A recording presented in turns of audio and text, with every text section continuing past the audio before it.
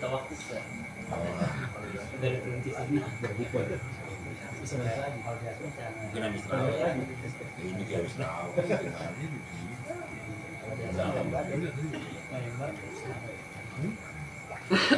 Kalau bahasa hadis ya, man fariha bidukhuli Ramadan haramallahu jasadahu ala nar.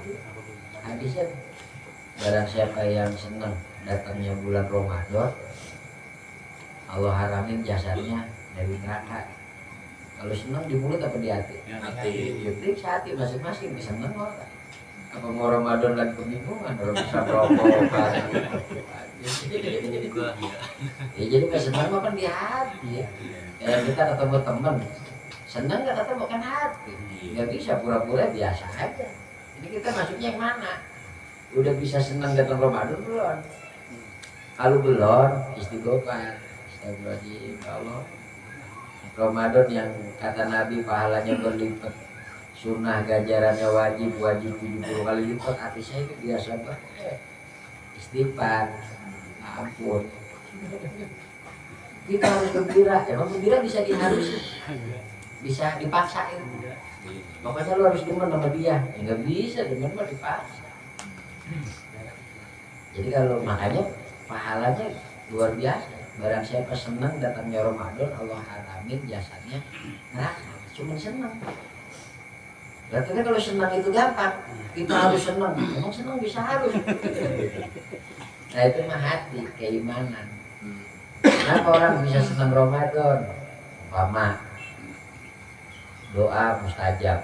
Berarti kalau di bulan Ramadan ntar minta ampun nama Allah, kemungkinan itu besar diterima. Terus apa pahala lipat ganda, peluang masuk surganya jadi setan diikat. Nah berarti kan senang. Ini panen. Ramadan kan panen. Buat siapa? Panen buat yang punya sawah kayak orang. Punya sawah. Kebiasaan itu dimulainya kan dari Rejab Syaban. Ramadan udah kecetak, udah jadi kebiasaan. Rejab Syaban tulis ngancam Ramadan, Ramadan, rajin ya kan. Udah, kalau besok kali lagi. Jadi kayaknya gampang ya, barang siapa senang datangnya, gampang, udah susah senang itu. Bahasanya sederhana, coba pikir udah senang mah hati. Ada orang itu yang Ramadan mau habis sedih, hati yang sedih. Ya Allah, kayaknya apa, masih betah di bulan Ramadan. Kalau kita makan, lebaran berapa hari lagi? Pengen buru-buru apa? Masih kan buru-buru makan, jadi kalah. Penglihatan akhirat sama dunia kita ini kalah. Lah kalau udah lebih lihat akhirat, mah kalau bisa semua bulan itu Ramadan. Kenapa? Ya semua pahala di bulan Ramadan dilipat ganda. Kalau bisa tiap hari itu 1 minggu. Kenapa? Lembur. Iya kalau kerja kalau bisa setiap hari Minggu hitungannya lembur, beda kan gajinya gitu. Tapi kan nggak bisa. Ya kalau bisa masuk semua bulan Ramadan. Buat siapa? Buat orang yang udah haus, kepengen sama pahala. Buat kita apa sih? Kalau teori kesehatan begini, badan kita dulu ingat zaman di pondok itu nggak beda kalau ngomong. Badan kita itu seperti mesin. Tiap hari kan ada yang diolah, ada yang diganyem, dipinum. Kan 6 jam yang kita makan itu baru selesai diolah. Baik kan kalau orang bius itu 6 jam puasa, karena kalau 6 jam itu udah nggak ada yang diolah, tinggal penyerapan zat-zatnya aja, nggak ada gilingan kasar. 6 jam. Kalau puasa kita orang makan dari jam 5 lah. Berarti kan jam 12 itu udah selesai. Berarti di situ kita nggak kerja. Jadi berat badannya kudu ada ngasoknya. Kalau di border gua setahun, kayak apa itu kotor-kotorannya mesin gitu. Udah ada ngasonya mesin gitu. Tapi kalau kita kan karena disuruh sunnah kan susah. Dan kami susah. Puasa Nabi Daud ada kan puasa wisol. Setahun itu bukanya cuma 5 hari. Idul Fitri, Idul Adha, sama Tasyrik. 11, 12, 13 Dzulhijjah. Selain itu dia puasa. Puasa. Itu banyak ulama-ulama kita sampai sekarang masih begitu. Kiai Padanaran itu aku ketemu tuh di Kiai Payumi. Itu udah 30 tahun mungkin. Tapi gemuk aja. Puasa tiap hari. Lagi puasa Daud. Ada puasa Wisol, ada puasa Senin Kemis. Ada yang enteng lagi. Puasa Bid. 3 hari setiap bulan tuh. 12, 13, 14. 13, 14, 15. Puasa purnama itu pahalanya seperti 40 hari puasa. Kalau kita jadi orang sakti puasanya itu.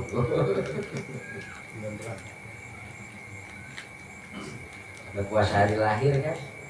Lalu Nabi kan kenapa puasa Senin? Karena saya dilahirkan hari Senin.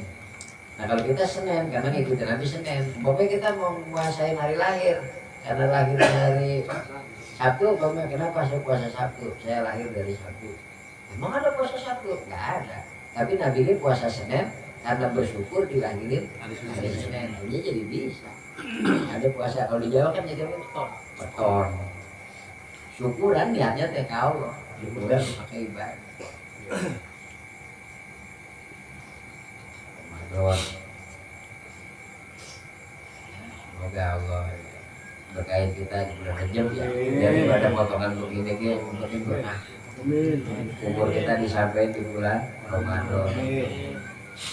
Lebaran, iman nambah, baju baru. Nambah kali. Kita kadang-kadang.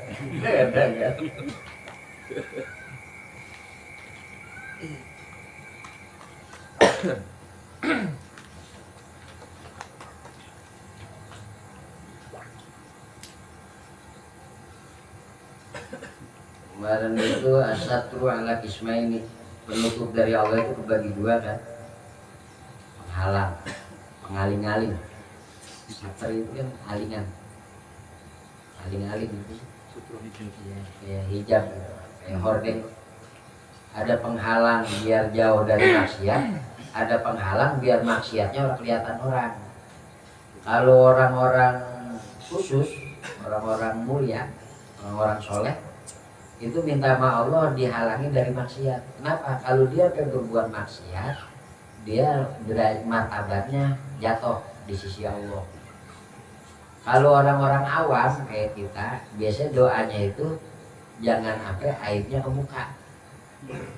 Jadi minta ditutupnya deh, jangan sampai maksiatnya diperlihatin sama makhluk, sama orang lain. Karena kalau kita udah naik kelas, ya Allah jauhin saya dari maksiat. Karena kalau saya berbuat maksiat, malu sama Allah. Nah, itu khusus.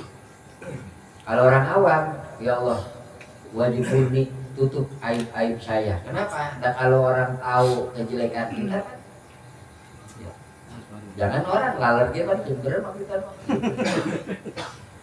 Jadi kalau makanya kalau ada orang muji kita, sebenarnya yang dia puji itu apa? Sitir dari Allah tadi, hijab dari Allah, karena Allah kagak memperlihatkan kejelekan kita. Kalau kejelekan kita dibuka, jadi orang muji kita udah jadi. Jadi kalau dipuji orang, kudunya malu sama orang, biar orang tahu aja. Nah terus mujinya ke siapa kita? Ke Allah. Alhamdulillah, makasih ya Allah, masih dijaga harga diri saya di mata makhluk. Makanya kalau kata saya di Umar, orang kalau maksiat satu kali belum dibuka, kalau sampai ketahuan itu berarti bukan yang pertama, karena Allah pasti ditutup. Biasanya membuka maksiat itu siapa? Kita dewek. Allah mau dan nutupin, orang-orang tahu paginya cerita. Malam berjanda enggak. Cerita. Allah udah nutupin, kita yang bongkar. Nah kalau bahasa Nabi itu, dosa itu peluang diampuninya tetap gede selama kagak cerita. Karena kan kalau cerita saksi nambah. Lah, kok kagak dihukum dia? Belum pernah cerita, saya nggak mau hukumannya nggak gitu. Udah diem aja. Ibadah umpetin, kudunya sama kita. Maksiat ya, umpetin. Gue mah padanya. Apa Padahal udah kasih sayang Allah, kejelekan kita ditutup ya jangan diubah. Kita orang umbar yang tahu banyak. Lagi diumbar. Saksi kan beneran. Tentang saksi. Nah kemarin tuh maswahibaka ilaman swahibaka bahwa biaibika alim. Tidak ada teman sejatimu kecuali teman ya tahu kejelekanmu, itu baru teman. Kalau tahu kejelekan masih nemenin berarti itu teman. Makanya kalau kata Imam Syafi'i, kalau kamu nyari teman yang kagak punya kejelekan, kagak punya aib, kagak punya cacat, kamu akan hidup sendirian. Karena nggak ada orang yang kagak punya cacat. Nah kita kan itu pada tua, umur gak 20, 40, 50, lurah 55. Di situ kan kita banyak belajar ya. Kadang-kadang kita kan dulu, udah sekarang mah enggak. Asal orang salah dikit kayaknya kayak kita ge orang punya salah, kayak kita ge orang pernah ngecewain orang. Kayaknya makin dewasa kan orang toleransinya itu makin tinggi.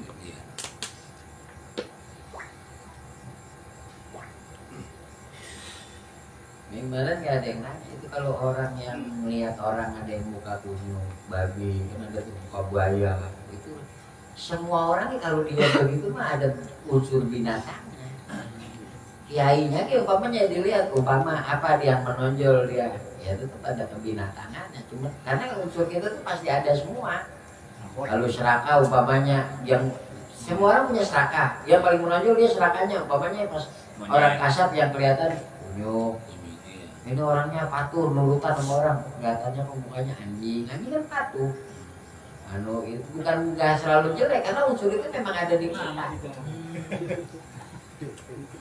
Orang beringas sembarangan. Nah kalau ulama dulu itu kalau dikasih kasap itu beban, nggak mau. Karena beban, kenapa? Karena dia sekarang dibongkar sama Allah aib orang, dia bisa nggak nahan. Dia ngeliat orang nih bukannya buaya banyak, kita ada orang kasar padahal ngeliat dia aja kebohong gitu. Iya.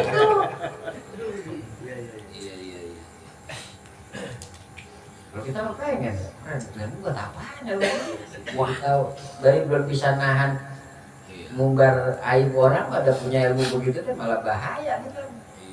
Enggak marah pokoknya kambing, nggak ada manfaatnya. Makanya itu mah yang dikasih begitu mah ulama-ulama, wali-wali yang udah nggak ada ujung apa dikasih. Kalau potongan kita mah bisa begitu. Maaf dulu mana mau pasar, kalau lihat muka orang. Jadi meriksain orang gitu. Dia malah kalau ketahuan orang itu istighfar astagfirullah. Udah dia mendingan nggak tahu kejelekan orang. Kalau dia omongin dalam hati gibah. Iya. Kalau buat orang-orang tasawuf mah dalam hati gibah. Kalau buat kita mah kan belum jadi hukum. Terlintas itu. Iya. Kayak Siti Aisyah itu kan, yang dia mau niat hiburan, ya, diizinin sama Nabi, suruh ya minum air jangan ditelan. Pas habis nonton balik ke rumah dituang ke mangkok darah. Jadi kenapa? Kan saya gak ngomongin orang di mulut dia ada air. Itu katanya gunjing hati. Saya lihat ada orang badannya kecil pakai bajunya longgar, orang pantas amat. Saya lihat orang badannya gede bajunya lecek, orang pantas amat. Orang kulinya baju dia dipakai dia pakai dia. Orang gila udah deh. Orang-orang begitu. Kalau kita ya kalau begitu baik, waduh.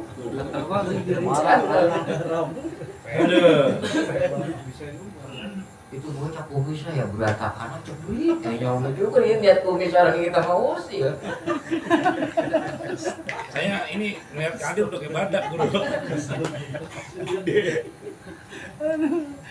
Jadi yang tetap mau berteman sama kita padahal nggak tahu kejelekan kita itu nggak ada kecuali Allah. Jadi kalau ada orang yang udah bisa bergaul sama orang walaupun tahu orang itu punya kejelekan, itu dia mulai belajar pakai sifat Allah, toleran, apa-apa.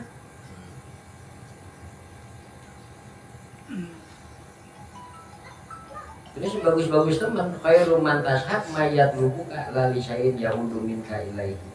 Teman yang bagus itu yang kamu bisa minta ke dia, tapi dia kagak ngarepin apa-apa dari kamu. Yang begitu nih nggak ada kecuali siapa? Allah. Mereka syuhbah ya. Teman kita mah yang sebenarnya teh Allah. Ini mah ahli tasawuf, hakikat. Nah, kalau kita nggak suka teman sama Allah, lah emang itu beras yang nanam dewek apa petani? Nah, petani kan butuh obat yang butuh traktor, butuh yang pabrik pacul.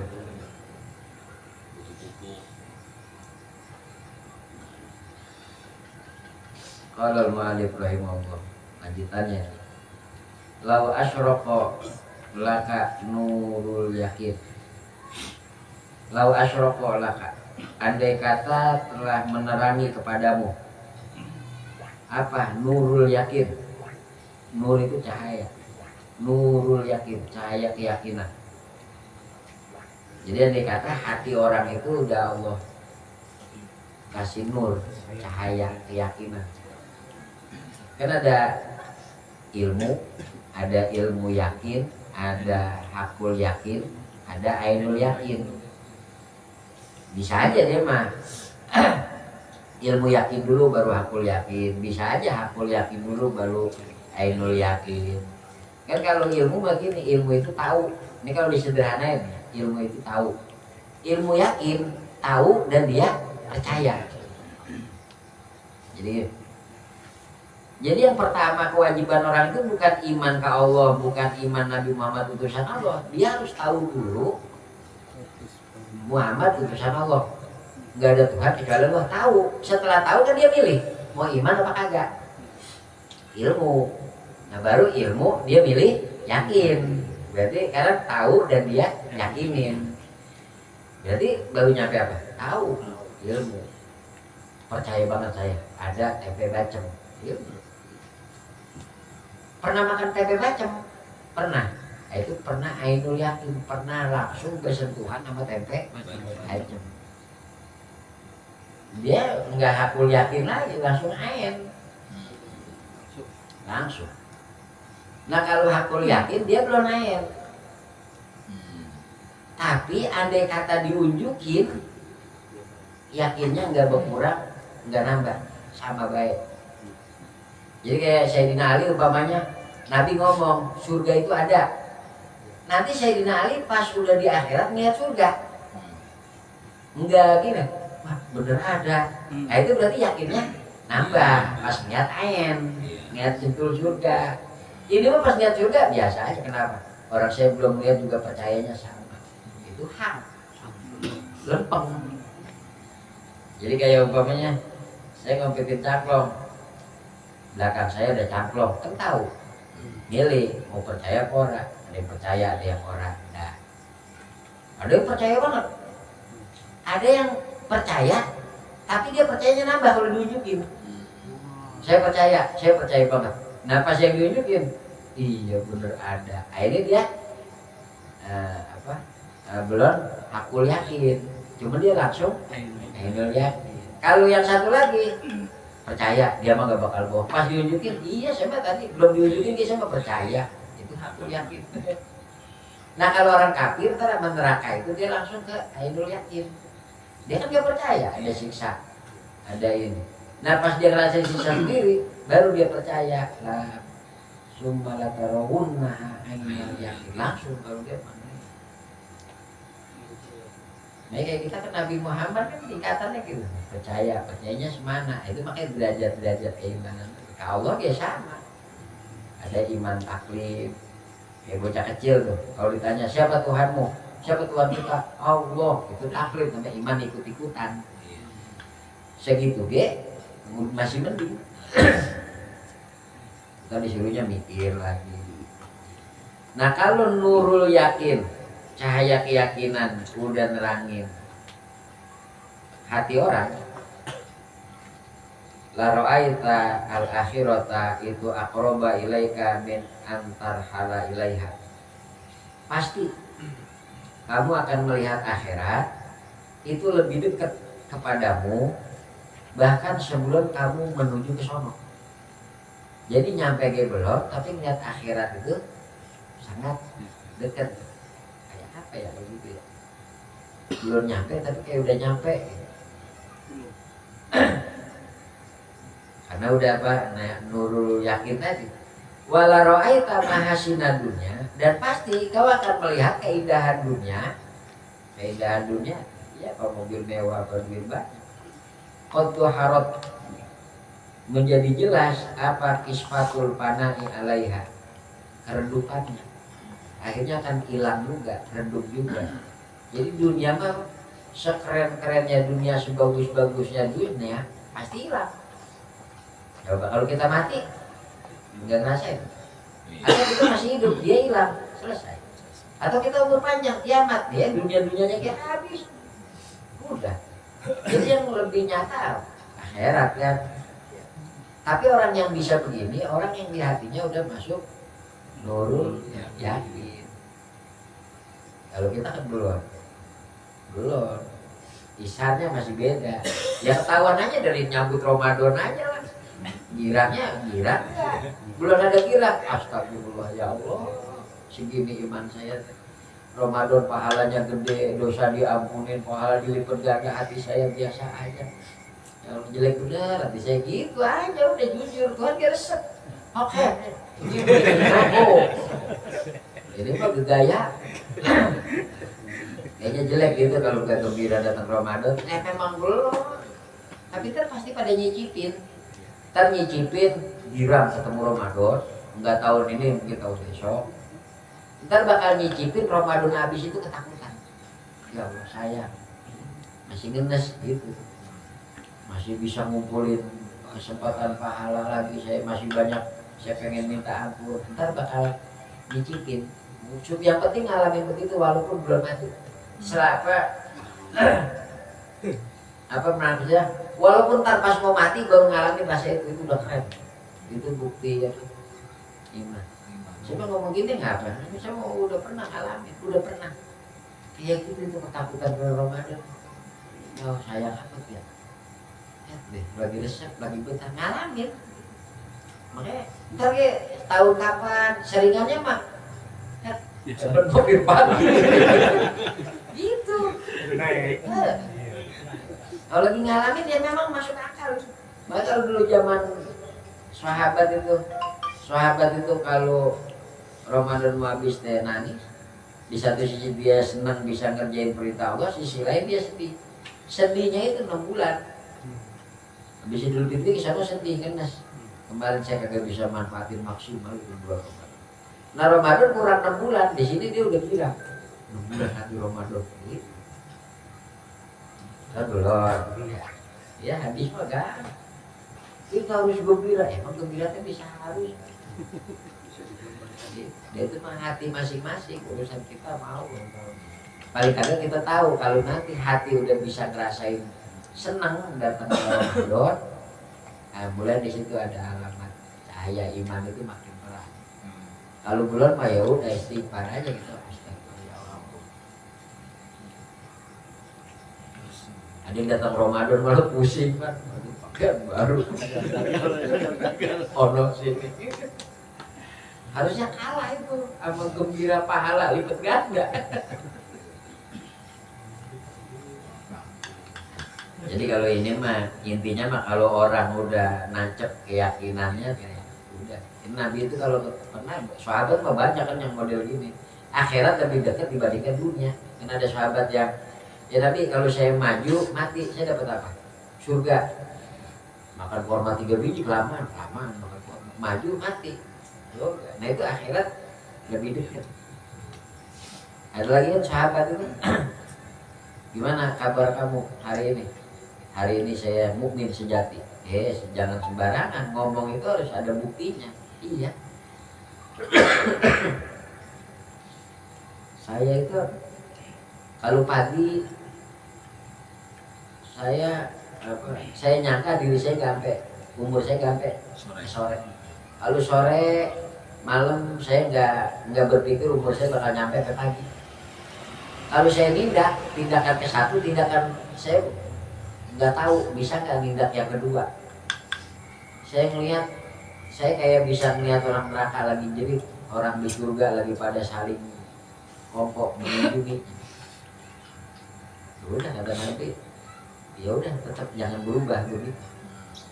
Lu kita doa ke Nabi. Nabi doain saya biar mati syahid, langsung doain. Jadi gak semua sahabat itu Nabi minta mati syahid didoain. Kalau minta didoain itu pasti mati. Jadi pas doain saya biar mati syahid, doain nama Nabi. Pas perang maju duluan, mati duluan, syahid duluan. Temannya nanya, gimana anak saya? Kalau anak saya dapat surga, saya gak ada alasan buat sedih, anaknya mati. Kalau masuk surga, alasan saya gak punya alasan sedih. Tapi kalau dia gak dapat surga, pokoknya sejengkal sejadi-jadinya. Kata Nabi ya surga lah. Gila wah, untung lu. Untung lu Tom. Ya kayak orang, iya. Masya Allah, kamu punya anak belum balik meninggal, begini. Pertama bisa kasih syafaat, kedua dia itu takdir Allah. Yang ketiga ya untuk kamu kalau gede malah ngadepin hisab, pahala diperiksa, dosa diperiksa, mati kecil maka beruntung banget. Surga, girang. Jadi anak yang meninggal masih kecil tuh nyengir ngapa? Nanti mas surga, gue belum ketahuan. Itu kalau kata Sayyidina Ali mah orang kalau mati belum balik, itu peluang masuk nerakanya kan nggak ada. Tapi lebih beruntung lagi orang yang mati udah tua, tapi dia kenal ke Allah. Jadi, perbandingannya itu doa. Jadi orang beruntung itu mati belum balik, karena nggak ada peluang masuk neraka. Tapi lebih beruntung lagi matinya udah tua, udah balik, tapi dia kenal Allah, itu lebih beruntung dia. Gitu. Yang mati dulu, kalau belum marifat. Entar marifat mau pas mau mati dia baru marifat terbaik. Kalau buat Nasrani Yahudi berat juga, anak kecil yang belum tahu. Itu tapi tetap aja nggak pada dosa. Iya, dosa. Dan pahala dosa mah setarnya mulai pas balik. Di situ ya.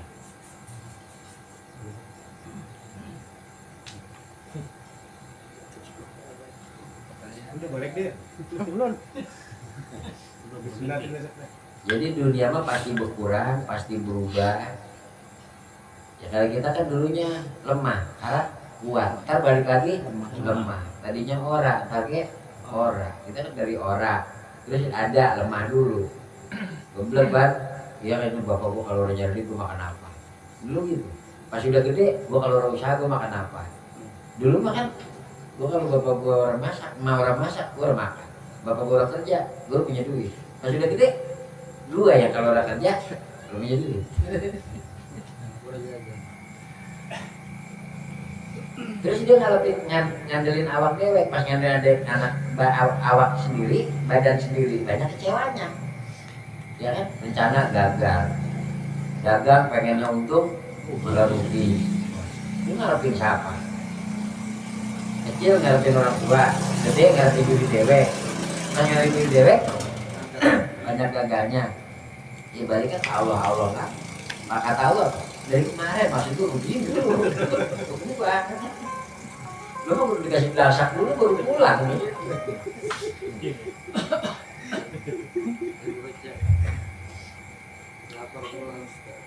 Ya kita kalau dimuliain orang, rasa butuh ke Allahnya itu kurang. Tapi kita kalau dihina orang, rasa butuh ke Allahnya itu tinggi. Sedangkan orang sadar dia sangat butuh ke Allah, itu udah kayak apa anugerah gitu ya. Kita kalau kaya rasa butuh ke Allahnya, kalau lagi berangkat miskin butuh ke Allahnya gede. Rasa butuh ke Allah ini yang anugerah gedenya mah udahnya mau begitu. Jadi kalau jadi mau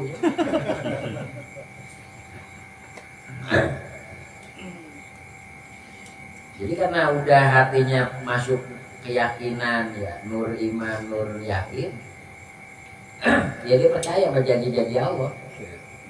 Ya semua dosa diampunin, nggak ada doa yang tertolak di bulan Ramadan. Ya dia pahala semua dilipat gandain. Nah itu jadi gede hati di bulan Ramadan, yakinnya. mahajabaka ini mah sebenarnya tinggal masalah, cuman masalah apa? Wujud-wujud sama hijab aja, diringkesin aja lah. Mahajabaka anilah wujudu maujudin ma'ahu. Tidak ada yang menghijab kamu anilah kepada Allah. Sebenarnya gak ada penghalang antara kita Allah. Wujudu maujudin ma'ahu. Wujudnya perkara yang ada di sisi Allah, nggak jadi penghalang kita ke Allah. Walakin tetapi hajabaka anhu, yang menghijab kamu dari Allah adalah tawahum maujudin ma'ahu. Praduga kamu, prasangka kamu ada yang wujud selain Allah, di sisi Allah. Kan selain Allah mah semuanya wujudnya bukan wujud hakiki, majazi, apa aslinya mah orang ada. Kan kalau yang bisa gitu mah la maujuda ilallah, la ilaha illallah, la maujuda ilallah. Ini kan buat orang-orang yang udah panah, gak ada Tuhan kecuali Allah. La maujuda ilallah, tidak ada yang wujud kecuali buat siapa? Buat orang yang udah sadar selain Allah ini aslinya orang ada, bahkan dirinya dia orang. Makanya nggak ada yang ada kecuali Allah. Kalau buat kita itu baru jadi kalimat, belum bisa pemakaian di situ mah. Karena kalau nggak ada wujud kecuali Allah, itu sembahyang berbahasa. Ada berapa wujud berarti sih? Dua. Ada nggak ada wujud kecuali Allah. Dan itu mah rasa. Karena dia udah nggak ngeliat selain Allah itu nggak ada yang ngeliat dirinya dia orang. Mereka di jenar, maka ada situ jenar, nggak ada yang ada Allah. Ada Allah, nggak ada yang ada situ jenar. Itu la maujuda ilallah, dirinya dia orang. Nah kalau dia mah alam rasa, bukan alam apa? Karena kita tahu konsep tasawuf umpamanya selain Allah ini nggak ada. Jadi dia kalau makan ngapain nyari nasi? Berarti nasi harusnya orang ada. Nyari, berarti masih ada selain Allah. Jadi bukan buat kegayaan gitu, bukan.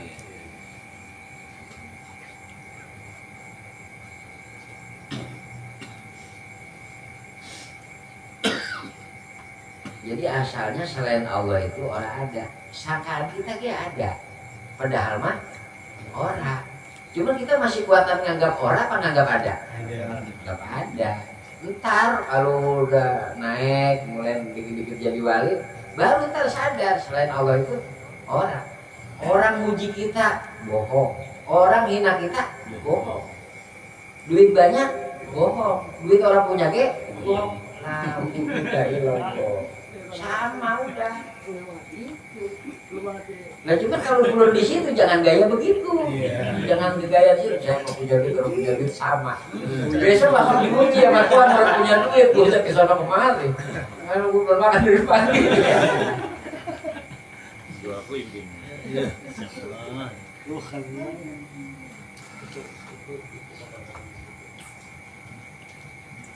Laula zuhuruhu fil mukawanat ma waqa 'alaiha wujudul ibsar law dhaharat sifatuhu in mahalat mukawanatuhu.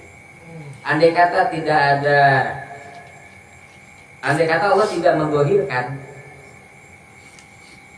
di ciptaannya, maka ma waqa 'alaiha wujudul ibsar, tidak akan terjadi atasnya penglihatan. Jadi kalau Allah enggak menampakkan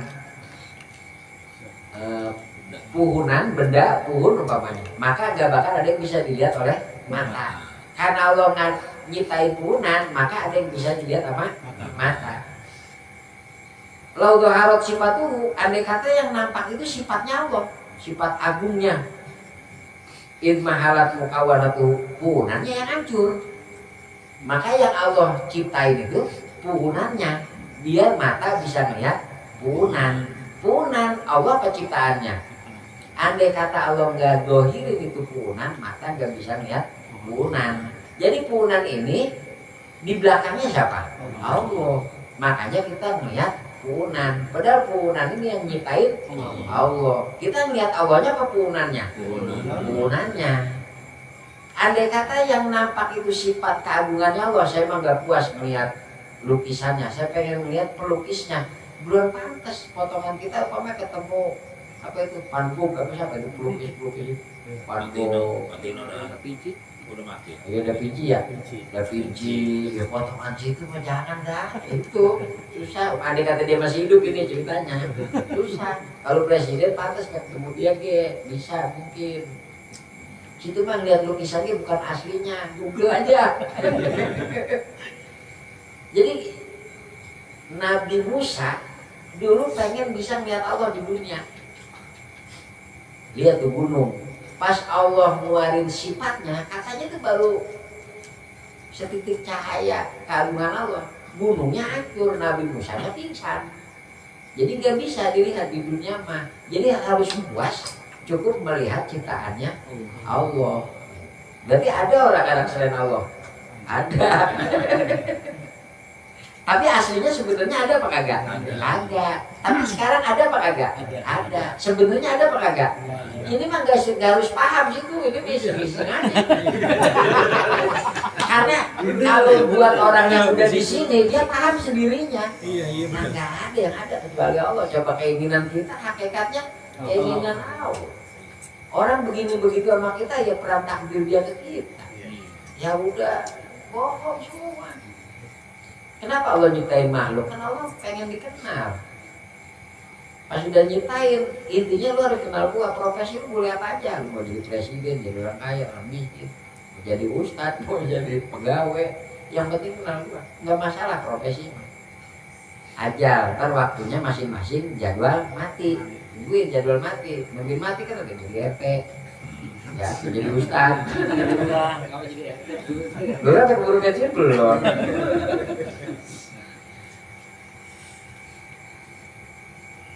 Jadi gini mah apa? Tadi dilihat, ini mah sebenarnya intinya mah nggak ada yang ada sejatinya itu kecuali Allah. Selain Allah kita anggap ada karena kita anggap ada. Tapi untungnya Allah nyiptain segala yang ada, karena kalau nggak ngeliat yang diciptain nama Allah dan lihat Allahnya kan kita nggak bisa lihatnya ciptaannya. Dari lihat ciptaannya suruh mikir, ini gimana yang nyiptain, betapa bijaksananya dia, betapa maha kuasanya dia. Arahnya mah ke sono doang. Jadi punan kambing sama kita bedanya apa? Sama-sama ciptaan Allah. Dia mah ditakdirin jadi kambing, kita mah jadi orang. Jadi kita harus bersyukur bini kita ngelahirin anak wujudnya orang.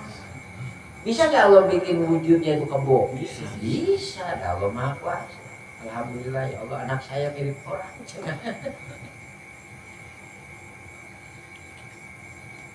Adharo kulla syai'in.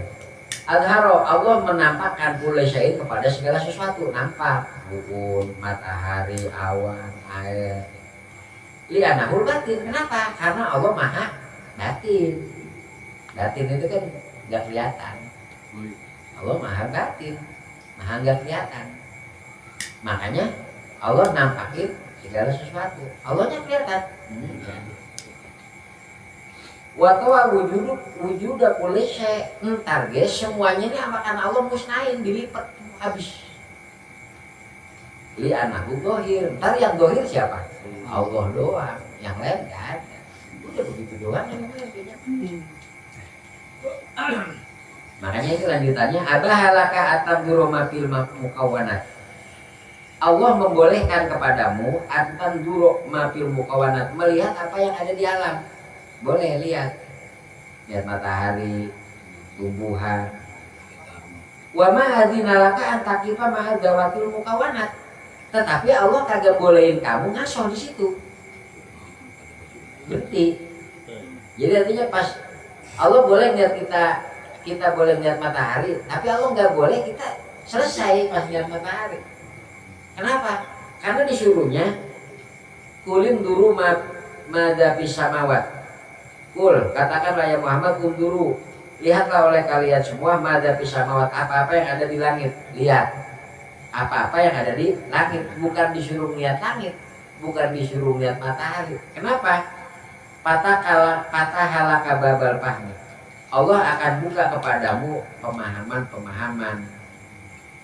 Kenapa? Paham apa? Ini ada, pasti ada yang bikin. Gitu. Jangan mentok Nyampe situ. Makanya kan dalam ilmu tauhid ya, apa dalil adanya Allah? Adanya makhluk. Ini dalil adanya Allah. Dari bagaimana? Makhluk jadi dalil adanya Allah. Makhluk itu kan semua ciptaan. Kita, hewan, binatang, tumbuhan. Apa dalil adanya Allah? Adanya makhluk. Dari bagaimana makhluk jadi dalil adanya Allah? Dari mana? Dari mana kita melihat matahari jadi dalil matahari adanya Allah? Dari mana? Dari segi dia bisa bergerak dan berubah. Bergerak kan? Berubah. Setiap yang bergerak dan berubah, apapun itu, mau tumbuhan, mau binatang, mau kita, semua yang bergerak dan berubah itu pasti baru. Apa itu baru? Awalnya ora jadi ada. Jadi kalau dalam ilmu tauhid baru itu asalnya kagak, kemudian jadi ada, itu baru. Alam ini baru, asalnya ora jadi ada. Apa buktinya? Bergerak dan berubah. Kita bisa lihat, kita saksi punan, tadinya ora sekarang tumbuh, tadinya ada sekarang hilang umpamanya. Berarti dia ada dan tiada, nggak bedanya sama dunia ini. Nah karena dia awalnya ora, kemudian menjadi ada, ini akal. Dia pasti membutuhkan kepada yang bikin. Siapa yang bikin? Nggak tahu. Yang jelas yang bikin ini harus nggak boleh punya permulaan ada. Karena kalau dia awalnya sama kayak kita, awalnya orang menjadi ada, apa bedanya dia? Jadilah muncullah tidak. Dia harus kekal. Kalau dia ada hilangnya, ya nggak sampai ngurusin kalau dia mati. Dia harus bako. Dia harus mukhalafatu lil hawadits, beda dengan ciptaannya. Kalau dia sama, punya sedikit aja kesamaan, berarti dia nggak ada bedanya sama makhluk. Kalau dia nggak ada bedanya, masa dia nyipta? Dia harus qiyamuhu binafsihi. Dia nggak boleh butuh sama selain dia. Karena kalau dia punya kebutuhan ke selain dia, ketika dia dewek-dewek, kebutuhannya siapa yang menuhin?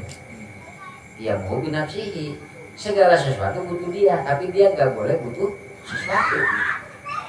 Berarti tempat dia butuh nggak? Enggak. Kalau dia butuh tempat, lagi dia belum nyiptain tempat, dia nangkring gimana? Kayak apa hal begitu? Ya memang udah nggak masuk. Nggak bisa dia. Dia harus wahdaniyat sendiri, ngurus alam, nyiptain sendiri, ngatur sendiri. Wahdaniyat esa. Kenapa? Kalau dia berdua repot. Dia yang satu, Tuhan satu pengennya kafir, jodohnya sama Sofiola juga. Oh, yang satu sama Fatma. Yang benar yang mana? Dia harus satu.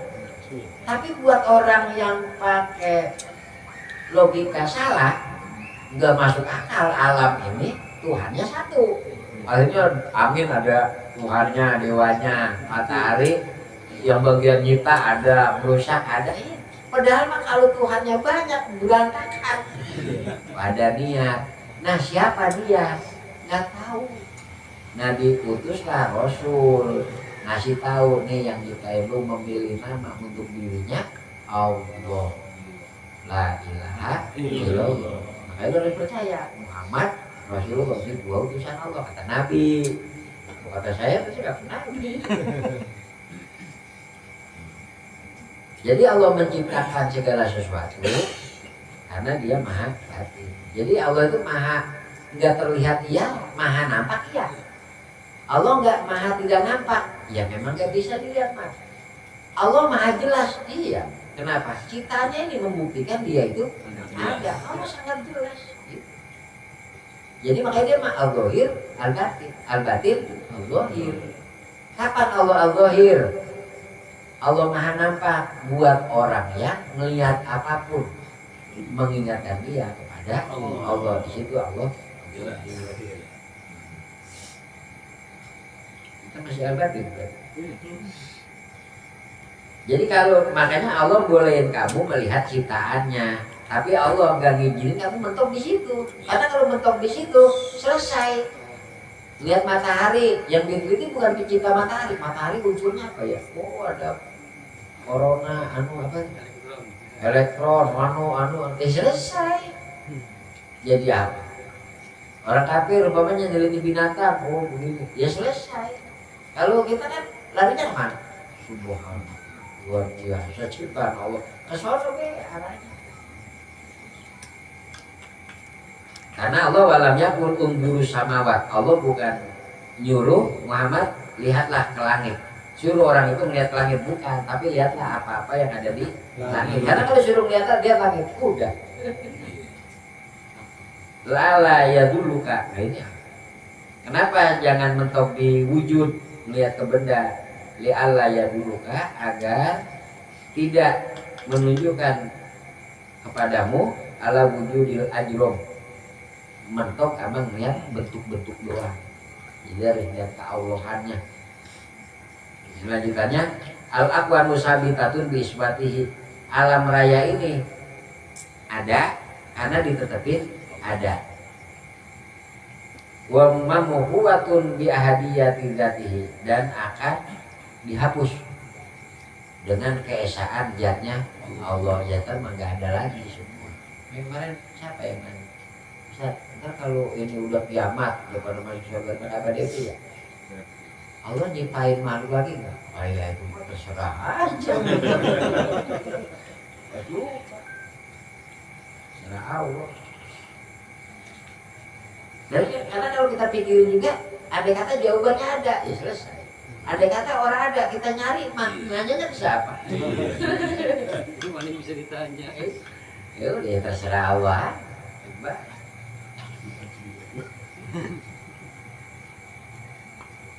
Wallahu a'lam. Jadi kalau ngaji hikam mah apa ya? Dia mah kode tasawuf. Kalau kita makan sufi dia bukan, tasawuf dia bukan. Ngaji mah ngaji deh. Udah jauh. Dulu kalau ngaji hikam itu katakan ngaji kita tersabut. Tapi dia ngaji kan?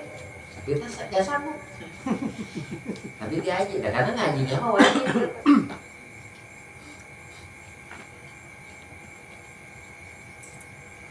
Bikin syarat. Berapa apa? Sodak. Sodak. Adalah. Wala yasiru, walal mu'alif. Maslun bima la yasiru nikah ilabi. Nerangin perkara yang nikah itu enggak sah kecuali dengan perkara-perkara ini. Wala yasiru tidak sah dan tidak sah apa akdu nikah, akad nikah illa biwaliyin, kecuali dengan wali adlin yang adil. Karena ada di sini urutan wali. Ya bapak, kong, saudara, paman, sepupu, ada urut-urutannya. Terus nanti gimana kalau orang walinya orang? Pertama harus dengan wali.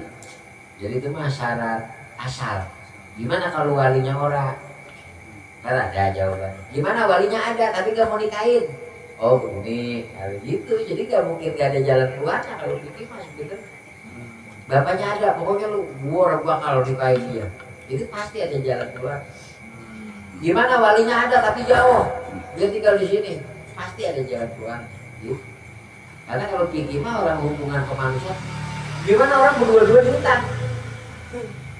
Dia naik kapal, kapalnya disuruh berdua-dua di hutan, dicolek, belum nikah, mau nikah, orang ada orang gimana?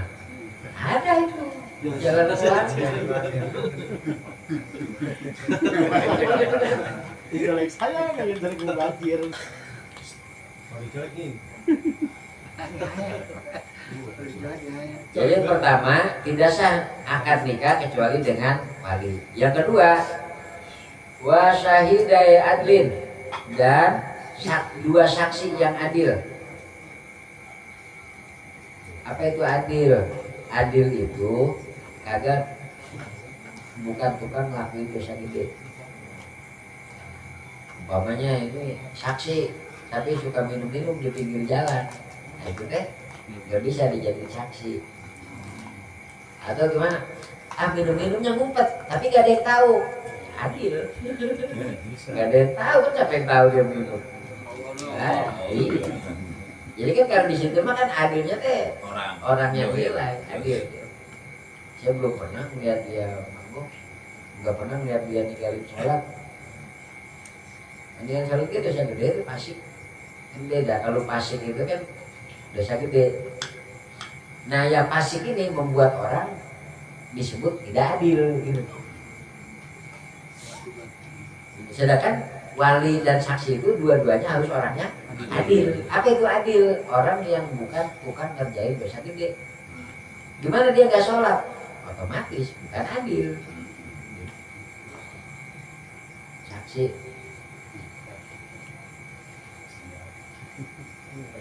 Makanya ini lagi, kenapa kalau mau akad nikah suruh pada tobat? Ayo, astagfirullahaladzim. Jadi nggak ampun dosa-dosaanmu. Itu tulang tobat adil. Tobat yang bilang itu. Walaupun ketika mau akad. Dia ada solusinya. Wayat takiru al-waliyu wali wasyahidani, dan saksi dua itu butuh ila sitati syaraito kepada 6 syarat. Yang pertama Islam wali. Dimana bapaknya kafir, anaknya Islam, muslimah, mau nikah ya gak bisa wali, gak bisa, ganti yang lain. Walaupun kan ada yang bilang udah lompat ke wali hakim, ada yang bilang naik angkongnya enggak, baru ke paman. Nanti ada urut-urutannya. Wasani al-bulugu balik. Belum balik mah belum bisa dia jadi wali, jadi saksi. Wal aklu waras, ada bilang. Warabi al-huriyah merdeka, karena mau udah gak ada budak. Lima dulu. Wal khamis al-zukuratu lelaki. Wal sadis al-adalatu adalah. Pala yakunu al-wali pasikor, maka tidak boleh ada wali itu pasik.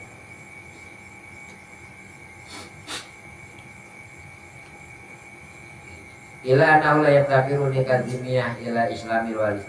Tapi orang kafir zimmi mah, ini mah kan udah susah gitu kan. Kafir zimmi gak butuh kepada wali yang muslim atau budak. Wala nikahu amati ila adalati sayyid, dan tidak butuh majikan pemilik budak itu adil kalau mau menikahkan budaknya. Budaknya udah gak ada, wali sama